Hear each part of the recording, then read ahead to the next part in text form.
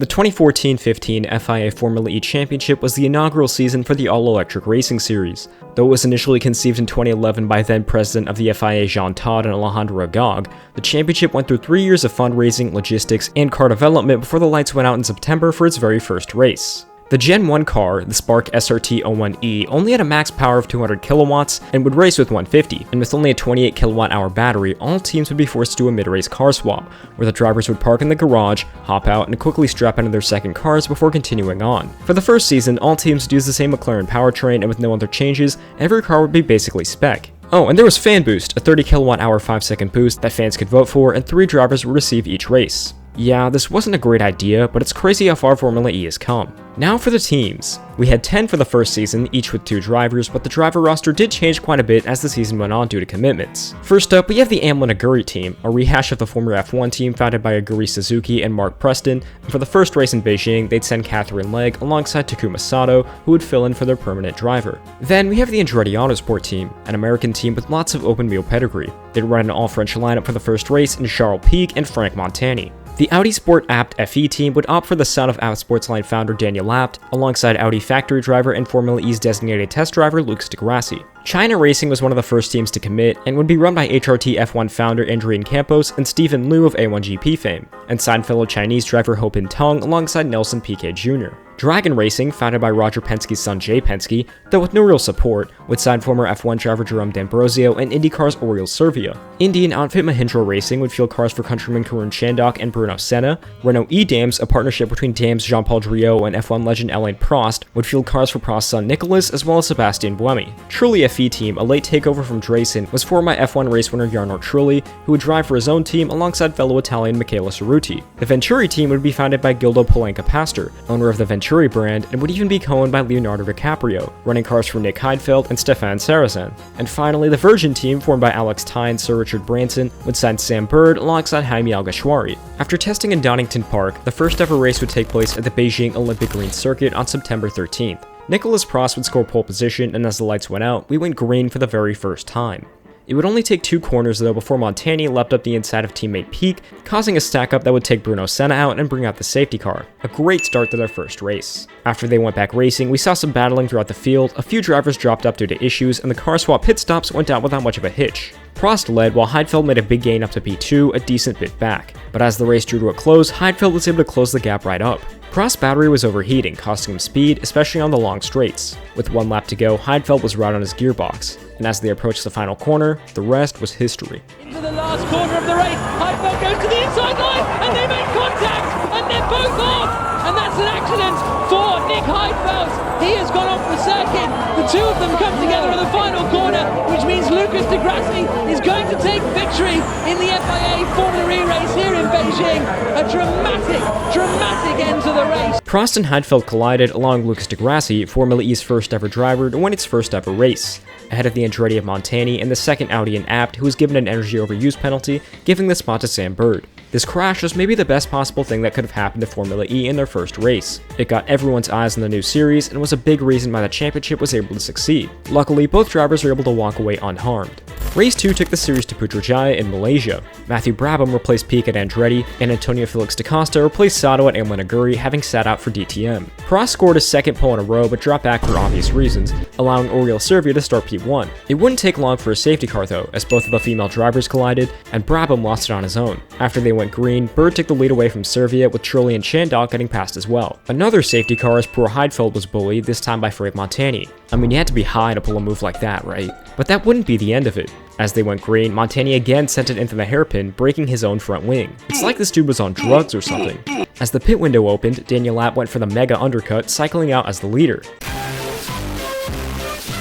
Behind them, Trulli and Piquet clashed for P3, allowing de Grassi and Buemi to sneak past. Back up front, Abt was desperately conserving, allowing Bird to reel him in and retake the lead with 4 laps to go. Abt ended up falling way back, and in the final laps, we saw Prost versus Senna for P4, with Senna taking it with fan boost, then binning it on the last lap. Meanwhile, Sam Bird took his first win for the Virgin team by 4 seconds ahead of de Grassi and Buemi, who both fought up from the rear to score podiums. Race 3 came to the beautiful beaches of Punta del Este in Uruguay. Legg withdrew from Aguri, allowing Salvador Duran to fill in, and Antonio Garcia would be in for Ho Pin Tong at China. Oh, and Frank Montani ended up testing positive for cocaine and was out, instead replaced by recently fired from Toro Rosso Jean-Eric Vergne. Early years FE was kinda wild. But in his first time ever driving an FE car, Vergne took pole position for Andretti but would lose the lead right off the line to Piquet. Then Bird died over a curb and we had a safety car. Then DaCosta died and we had a safety car. Piquet defended for as long as he could, until Vergne finally made a pass going into the hairpin.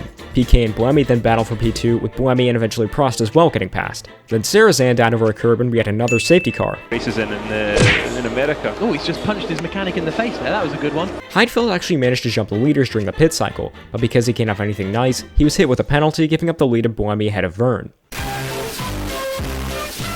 On lap 27, Brabham died over a curb after fighting his way up to 6th from the rear, and it was kinda sad to watch, but it meant a 2-lap dash to the finish. Vergne used his fan boost to get up right behind Buemi, with the Renault cutting the chicanes under the pressure. Unfortunately though, Vergne would break his suspension over the curb, tragically retiring from the race as Sebastian Buemi took the win. Oh, and fun fact, Bruno Senna broke his steering in the Sarrazin crash, got into his second car, and recovered to finish P6. Meanwhile, Degrassi's third straight podium allowed him to retain the points lead, 18 ahead of Buemi and Bird.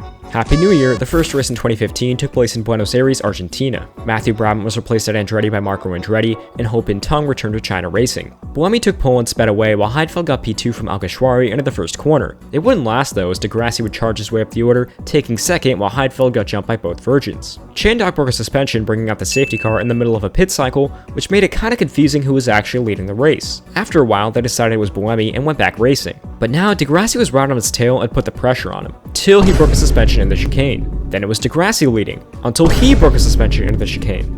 Now it was Heidfeld leading for Bird, until Bird was given the drive-through for ignoring a red flag in the pits. Alright, so he pitted, giving Heidfeld a clear lead with 7 to go, and Heidfeld looked set to score the win, until he was given a penalty with 2 to go, for speeding in the pits over 15 laps ago. Honestly, the officials had to be sleeping during this race. Anyways, that massacre left Antonio Felix da Costa as the leader, where he would take the win for Amlin Aguri by just kinda existing. Behind him, there's a great fight for the podium with Abt and Alguersuari colliding, and Piquet taking P3 after thinking he was a lap down the entire time.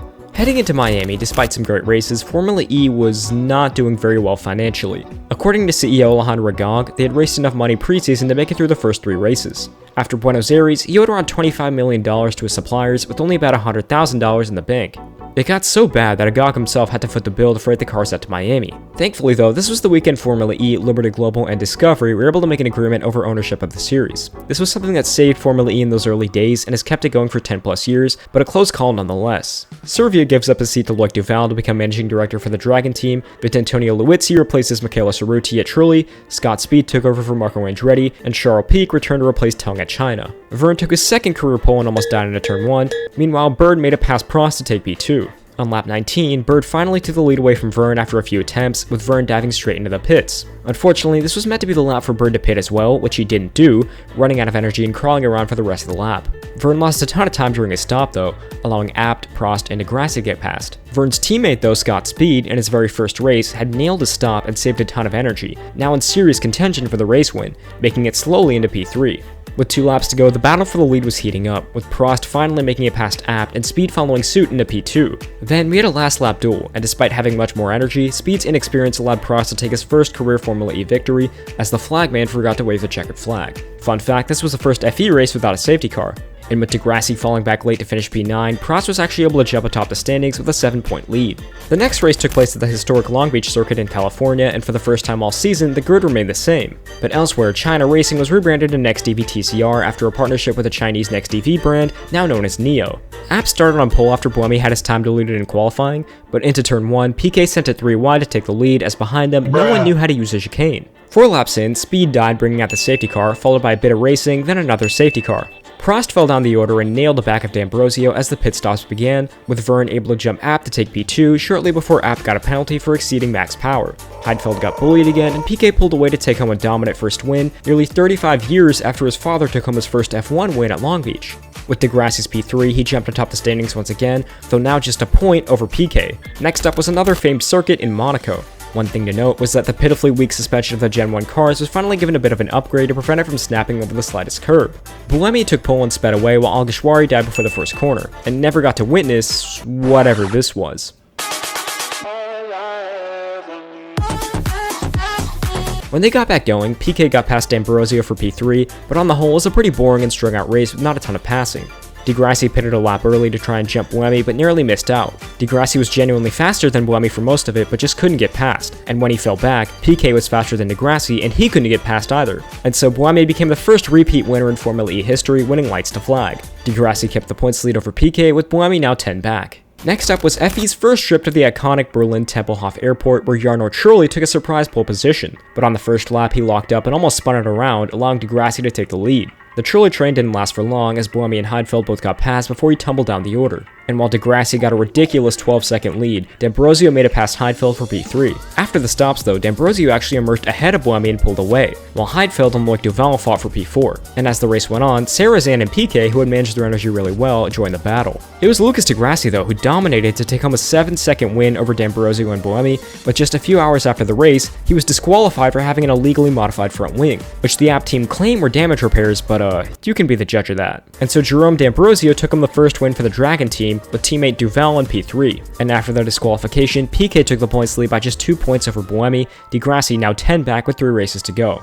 Next, Formula E visited the Russian capital in Moscow for the only time in its history. Antonio Garcia returned to the next DVTCR team, while Andretti picked up the late Justin Wilson, who would compete in this race just a few months before his tragic accident at Pocono. All 3 title contenders would qualify up front, but would lose out to Verne for pole. It wouldn't matter much though, as Piquet was able to take the lead into turn 1. This was a pretty heavy energy conservation race with a variety of strategies. Piquet in particular was looking to be pretty low. Jarno Trulli defended P10 from Antonio Felix da Costa with his life, and as the pit stop started, Buemi was in a much better spot than the cars around him, managing an overcut and would have had a solid advantage exiting the pits if the Renault team hadn't screwed up their pit timing. In the early years, for safety, there was a minimum pit time to allow each team to be careful and strap the drivers in safely. At Moscow, it was 59 seconds, but the Renault team believed it was 68, so Buemi emerged 10 seconds behind where he should have been. Trulli got karma, and as the race drew to a close, Buemi was fighting hard with Verne for P3, cutting the chicane and tried to slow up to let Verne pass again, but wasn't able to, coming home third, which would then be taken away by a 30-second unsafe release penalty. I don't know how you wait for that long and still get an unsafe release, but it pushed him down to P9. Meanwhile, Piquet was able to save enough to win, allowing him to boost his points lead to 17 points over Degrassi and 23 over Buemi, heading into the final weekend doubleheader, the 3 realistic contenders for the championship. The final 2 races would take place at the Battersea Park in London, and we had quite a few driver changes for this weekend. Jaime Alguersuari withdrew due to health issues, replaced by Fabio Leimer. Vitantonio Liuzzi was replaced by Alex Fontana. Simona De Silvestro replaced Justin Wilson, also the Andretti's are orange. Antonio Felix da Costa was filled in for by Sakon Yamamoto, and it was Oliver Turvey instead of Peak at next DVTCR. Buemi was able to take pole position with Degrassi and Piquet on the second row. Now this track was pretty bumpy and had a pretty big one at turn 1 right in the racing line that had to be replaced by a tire barrier placed in the middle of the straightaway. And since this is pretty dangerous if you're starting too wide, they began under the safety car. Piquet tried to make a move on Degrassi for P3, but made contact and ran out wide, allowing Verne to sweep past. And a few laps later, Verne took P3 with a late braking move at the same spot. It was pretty calm until the car swaps, just after which Abt crashed into the barriers. And despite Piquet's attempts to get past Degrassi, he was just unable to, with Buemi taking his 3rd win of the year ahead of D'Ambrosio and Verne. And so going into the final race, Piquet's lead was down to just 5 points over Buemi, with Degrassi minus 13, a bit of a long shot now. On the team side of things though, the title had been wrapped up already, courtesy of Renault E-Dams with Buemi and Prost. But on the driver's side, it was still anyone's game. Would it be the quiet, consistent Piquet for the underdogs next DVTCR, the preseason favorite in Buemi and Renault E-Dams, or the cunning experience of Degrassi and the Audi App team? Just one race remained to decide it all.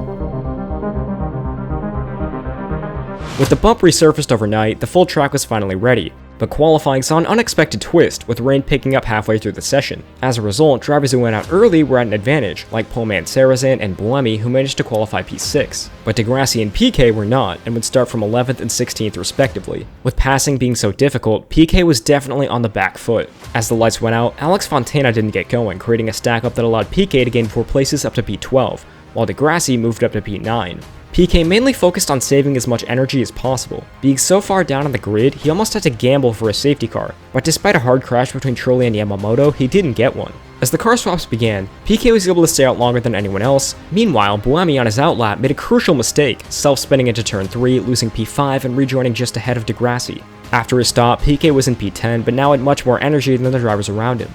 And just a few laps later, he would get his big break. Fabio Leimer brought out the safety car, and the real championship fight was about to begin. As it stood, 2 points separated Buemi and Piquet, with Buemi having the tiebreaker. After they went back green, the next EV car swapped with Turvey letting Piquet past, and soon after, Peaky made his way past Duran, meaning that Buemi, Degrassi, and Peaky were all 6th, 7th, and 8th, with Peaky now 1 point ahead of Buemi. The Swiss driver now set his sights on passing Bruno Senna, and despite using his fan boost, the Brazilian was able to hold him off. Meanwhile, at the front, Sam Bird had managed to move into P2 after the safety car and was hounding Stefan Sarrazin for the win, the Venturi driver being at a severe energy disadvantage. As the final lap began, Sarrazin was still desperately defending, while Buemi was still desperately trying to find a way past Senna.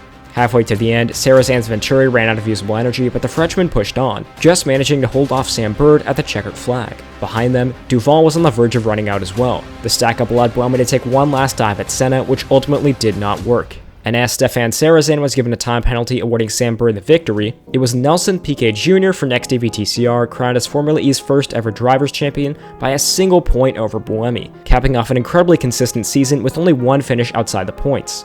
For many reasons, F1's first season is a bit of an outlier. It was the only year with fully spec cars, it was the only year with a China/Next EV/Neo/ERT/Cooper Kiro team would ever compete for a championship, and Nelson Piquet Jr. is the only champion to not only never win another race, but is the only champion who isn't currently on the FE grid, having left midway through Season 5. But this championship fight was one of the best. Had the cards fallen the right way, Buemi or Degrassi could have easily taken the title. Had Buemi not spun, or had his team not released him unsafely in Moscow, or had he not broken his suspension in Buenos Aires, the title would have been his. Had Degrassi not been disqualified in Berlin, or had he not broken his suspension in Buenos Aires, it would have been his title. Piquet and the China/Next EV team simply made the fewest mistakes and capitalized at the right time, and thus were fully deserving of the title in my opinion. Thank you all for watching, subscribe for more Formula E based content, I will see you all in the next one.